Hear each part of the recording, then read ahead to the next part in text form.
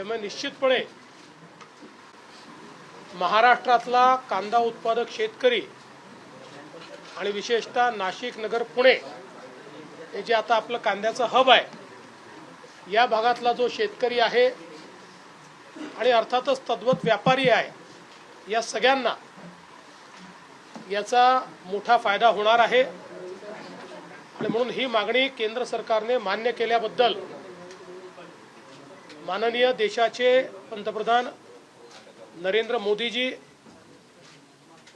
आमचे commerce minister आणि या समितीचे अध्यक्ष अमित शहा यांचे मी मनापासून आभार मानतो। आणि यापुढेही कांदा उत्पादक शेतकऱ्याला ज्या ज्या प्रकारे मदत करता येईल ती मदत राज्य सरकार करतच राहील। आज मी त्र्यंबकेश्वरला जाऊन त्या ठिकाणी दर्शन कॉमस्कोर नुसार आता isakal.com आहे देशातील नंबर 1 ची मराठी न्यूज वेबसाईट। प्रत्येक अपडेटसाठी isakal.com ला नक्की भेट द्या। देखील घेतलेला आहे, पाहणी केली आहे, कुशावर्त तीर्थाची पाहणी केलेली आहे आणि त्र्यंबकेश्वरचा एक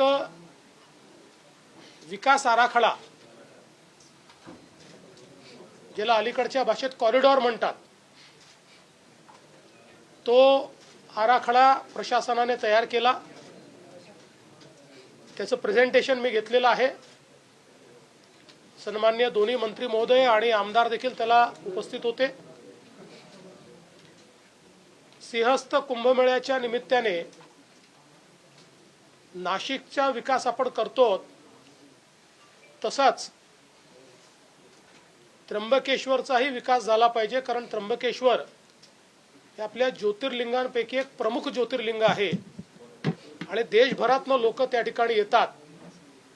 आणि म्हणून जवळपास 1100 कोटी रुपयाचा एक आराखडा तिथला तयार केलेला आहे।